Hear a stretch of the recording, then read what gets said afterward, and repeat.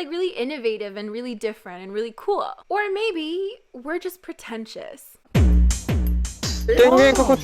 Hi, welcome. My name is Angelina and today's video is super exciting because we're going to be roasting Blackpink's outfits for their Lovesick Girls era, or kind of tier ranking them. You can let me know in the comments down below. What do you prefer? Do you prefer when I just straight up roast them, or do you like this new tier ranking system that I've been kind of obsessed with? And we're also going to throw in Pretty Savage in there because denim. But yeah, I wanted to try something different because just like simply roasting them felt a little bit unstructured, and then just ranking from best to worst is not exactly my strong suit. I get way too tied up into the details and I'm like, you know, this is kind of forever. What if I wanted number 3 to be number 4? I can't go back and change that. The distress it caused me was just too much to bear. But before we get into my tier ranking system, don't forget to subscribe to this channel and like, comment, and share this video with friends you don't have to help that algorithm before I inevitably fall off the face of the earth. I feel it in my bones. Let's look at my tiers. So at the top of the tier,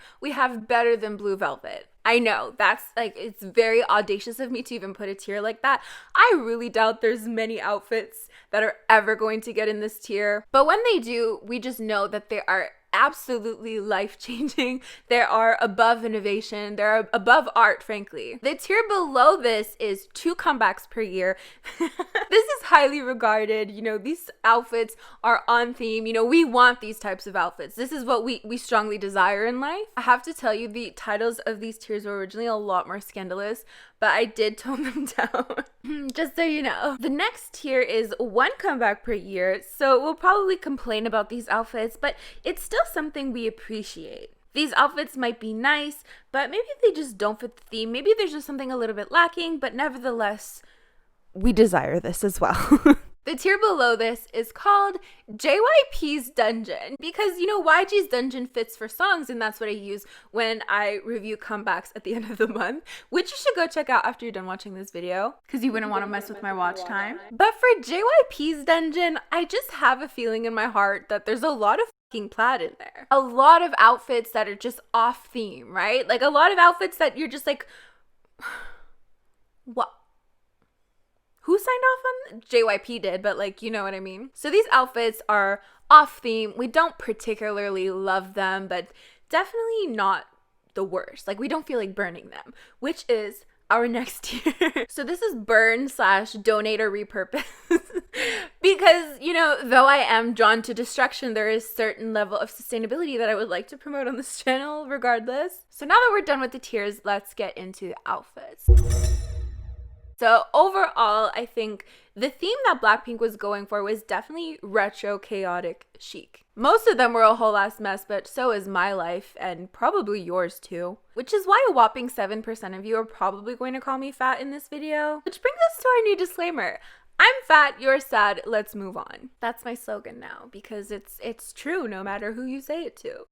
Let's start with these performances on MBC Music Core. Now we stan Music Core. Music Core decided not to give me a copyright claim while SBS did. And style-wise, this is definitely one of their darker looks. The chaos really lies within Jennie's floofy skirt and Jisoo's plaid, which we're unfortunately going to see so much throughout these stages, bless her soul. For Jennie's outfit, I love, love, love the nylons, and I appreciate how obnoxious her skirt is. That paired with the leather at the top and even some more floof just makes it a really interesting look. And I really like the flow it has when she's dancing. I think it's really cute.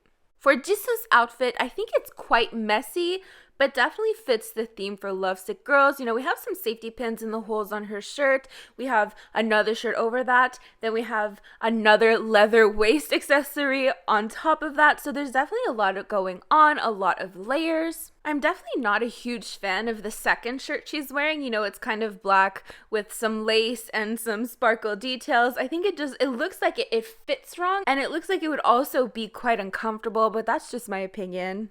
Rosie's outfit admittedly stood out a lot in terms of the color, and I don't know if you noticed, but her top seems like it was taken straight from a super retro couch with a bunch of cats on it. I love it, don't get me wrong, I definitely love this look. It's definitely kind of cool how there's this rougher material, you know, the couch material, mixed with these black silk straps. I think they oddly complement each other. Lisa's outfit is a little bit more on the simple side. I like the pop of color, but I think the star of the show are definitely those boots. Just take a look at all of their shoes, actually. I love the shoes for this stage. For this stage, I would have to put it in 2 comebacks per year category. I actually like these outfits. They're originally a little bit lower, but looking back on them, I love the darkness. I love the elements of light that comes through. I love the fishnets. I love the edginess. And though they don't meet the level of chaos that I was expecting, I think collectively they are really nice and honestly deserve 2 comebacks per year. Moving on to their performance on Good Morning America, which, by the way, I don't know who picked the thumbnail for this, but I would just like to speak to them for a second. Also, here's the thumbnail for my video where I fix ugly K-pop thumbnails. I hope you guys are excited. I'm probably going to end up uploading that next. So if I had to describe Lovesick Girls, if you haven't checked out my review, you can do that after you're done with this video. But describing the song itself, I would say it's very bittersweet. It can kind of sound bright at times, but then like the meaning, like it breaks your heart. You know, we were born to be alone. Like I already fucking knew that, but thanks for reminding me. But it's just very beautiful vocals paired with like a sadder meaning. And I think it's generally very well represented through the outfits. And I think these Good Morning America outfits definitely try to do that, at least have an attempt at doing that, perhaps in a more subtle way. We have these bright elements paired with these more grungy elements. For example, Rosie is wearing this light blue dress with like rainbows, but she's also wearing fishnets and like these like hardcore shoes. And it kind of goes hand in hand with Jennie's outfit, who's wearing this kind of light blue shirt, but it's paired with these biker gloves and a bunch of accessories to kind of balance out how grungy and cute it is. Jisoo's outfit is already pretty out there, came straight from JYP's dungeon, super colorful. As for Lisa, her outfit does feel a little bit more low-key. It's a little bit darker. She is wearing denim, but I like the shape of the denim, and I also like the idea of trying to make the denim look more interesting by adding like patches and stuff. It would have been a little bit too boring otherwise. So, you know, denim, but like I appreciate it. And normally I would say this is chaotic chic, but I think they just didn't really bring forth enough chaos. In fact, it just looks plain messy while simultaneously lacking a lot of cohesion. So it ends up looking unintentionally bad. So it's just slightly chaotic, slightly punk, slightly cute. It's just a little bit of everything, but regardless, they go into the burn it pile. There are some elements that stick out, but it's not the most cohesive or memorable stage. So for these SBS Inkigayo outfits, no, we're not risking the copyright claim for this. Just, you know, deal with the pictures. The plaid, it just doesn't do anything to add to the outfits, with the exception of Jisoo's dress, because that is like I definitely, it's kind of interesting, but at the same time just is a little bit messy. It's actually kind of reminiscent of Chaeryeong's outfit in a wannabe stage, where there's just a mixing of different types of plaid, which this dress absolutely rivals her mess of a dress from the Kill This Love era, and it's terrible, but I definitely understand the story they're going for. And though I can appreciate the mess, I think the belt is definitely not it for me. I would have made the dress a little bit more fitted, and then I would have added a 3rd layer of plaid, which sounds very out of character, but hear me out. If she had a looser button-up shirt over it, I just think it would have flowed a lot better for the stage rather than just kind of this like ugly belt. Because I definitely think the belt makes it look a little bit more like a DIY Halloween costume than a stage outfit. I do appreciate Jennie's outfit though. I love the floofy skirt and the kind of tube top with the blue accent. But overall, I think these outfits give off some Halloween vibes. Do you know what I mean? Lisa looks like a scarecrow. I don't know why. I just get scarecrow vibes from her outfit for sure. Just like the plaid and the jeans. And I don't know. Then Jisoo looks like she's from The Nightmare Before Christmas. Like it seems like a type of Sally dress, but like plaid. Rosie and Jennie, however, I'm not really sure how I would describe them. Maybe Jennie is a black swan. Rosie is, I don't know. Leave it down in the comments below who you think their Halloween outfits resemble.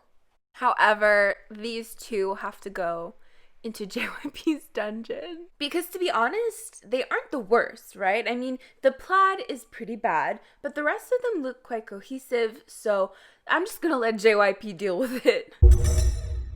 Moving on to these Jimmy Kimmel outfits. Again, whoever decided on this thumbnail, I don't understand. They have a beautiful ending pose for this song, so I really don't get it, but I digress. I love the floofy elements, and though, you know, we know I'm not a big fan of plaid, but I do think had the plaid not been there, like had these been monochromatic outfits, they would have looked nice, but they would have been like admittedly a little bit more boring. So I think the plaid definitely tries to add a little bit of something. The elements I love the most are Rosie's floofy skirt and Jenny's red tinted nylon. I think those are really stunning, and I think they kind of are a little bit consistent through a few stages. However, I have to admit I would also put these into JYP's dungeon because yes, they fit the theme. I think there's definitely a certain level of chaos, and that's amazing. And collectively, they're quite cohesive, even though they just don't quite make it to 2 comebacks a year. Or even 1 comeback per year at that. I just find that they fall a little bit short, but they're honestly really not the worst.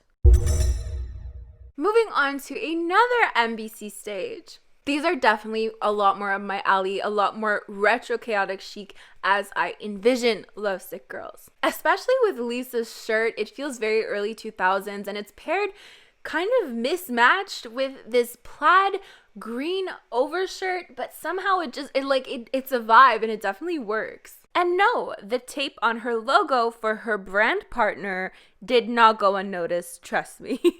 We also have Rosie's kind of rendition of this Clueless outfit, and I love the tones of it, and I love how the skirt kind of bunches up in the front. And again, we're seeing those safety pin accents to add a little bit of edge that we've seen kind of consistently across stages. But my favorite part is the little slit on the side to kind of showcase the leg strap much better. As for Jenny's outfit, her sweater has the same orange on it as it does her headband, so I love that little detail. But let's talk about the not worst use of denim. I think it's quite interesting actually, quite innovative, and a good way to incorporate denim without looking and most likely being uncomfortable, though that sweater material definitely looks itchy as hell. As for Jisoo, it definitely gives me these punk pirate vibes, and I'm not really sure how I feel about that, but I like the ripped nylons for sure. These outfits are definitely busy, but I think they nonetheless really work. It's that type of YG styling done in a more modern way. You know, back in 2009, YG styling was so messy, but you know, it worked for the era that they were in. Just like now, I feel like it's really messy, but at the same time, it's like really innovative and really different and really cool. Or maybe we're just pretentious. But for these ones, I'm actually gonna have to put them in the 2 comebacks per year category. I feel like some people would think that these are actually quite ugly, but let's all take a moment to remember that I also really liked Zimzalabim's styling for the most part, so you're actually not allowed to act surprised.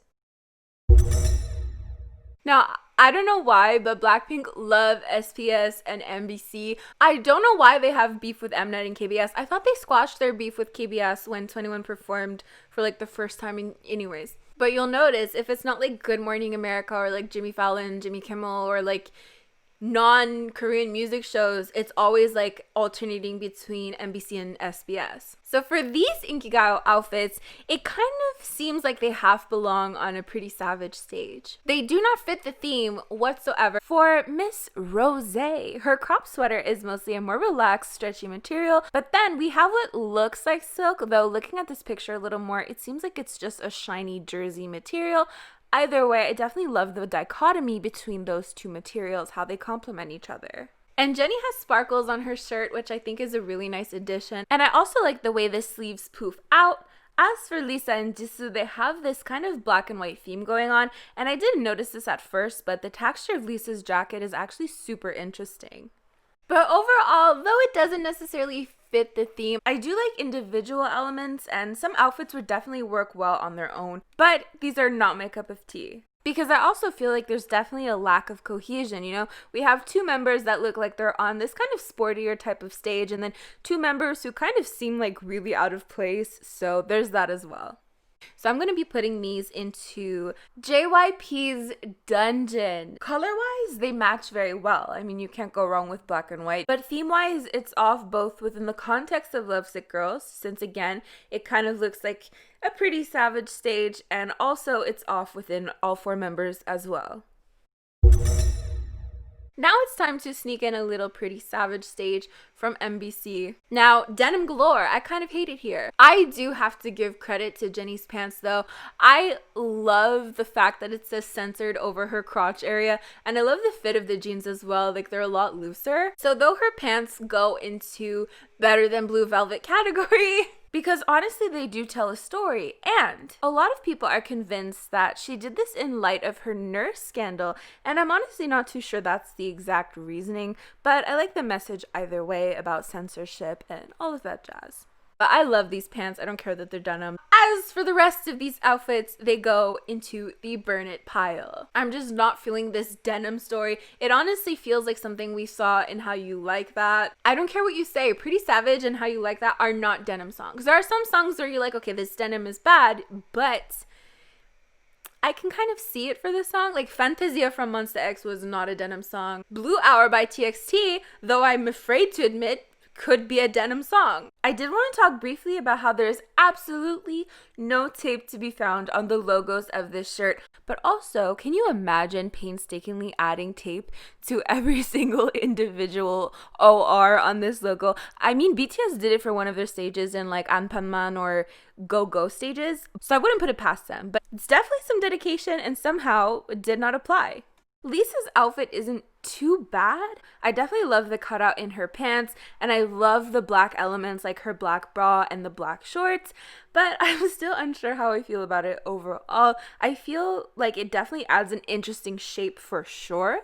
Rosie's outfit, you know, I appreciate, shall we call it innovation, just trying to make the denim a little bit more interesting, but it's still burn it. Just burn it.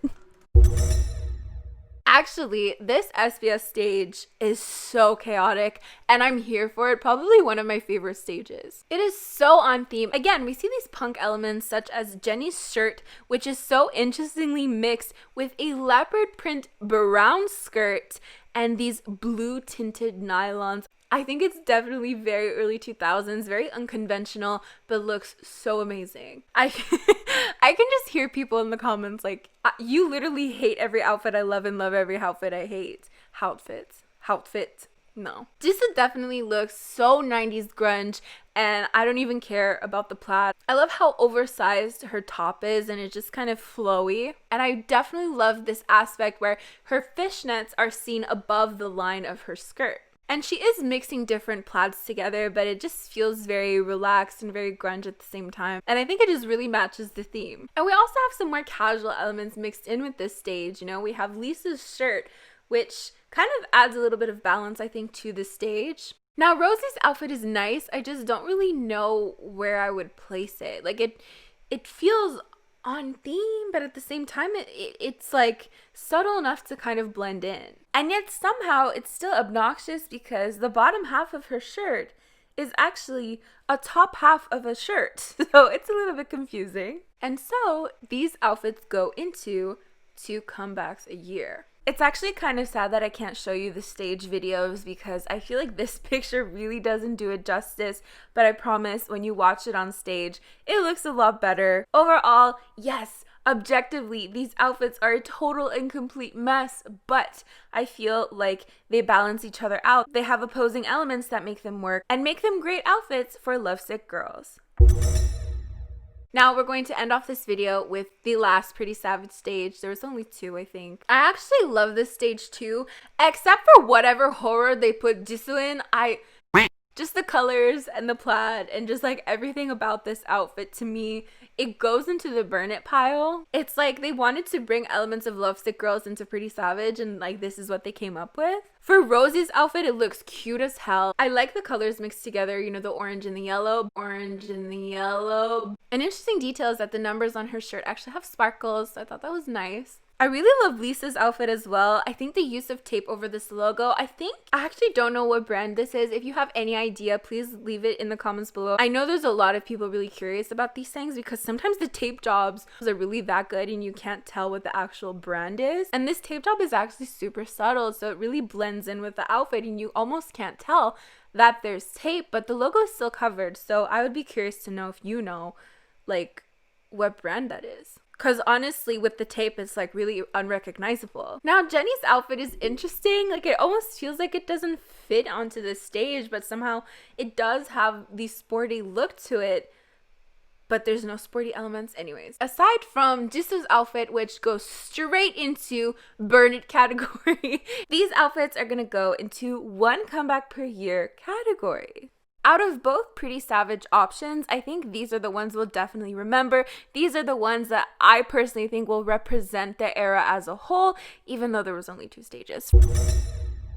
So yeah, that is basically it for this video. Thank you for joining me to this point. My watch time thanks you. If you have any suggestions for tier names, because we're going to be doing twice next, I feel like JYP's Dungeon would be really good, but if you have like an extra tier to add or you'd like to rename a tier, let me know. This is the first time doing it. If you didn't like it, you could also let me know. Don't forget to like, comment, share, subscribe this video to friends you don't have. As for me, I'm going to get going. But first, a huge thank you to my channel members. You can also join my channel members by clicking the link in the pinned comment. I'm going to get going, so I'll see you guys next time. Bye!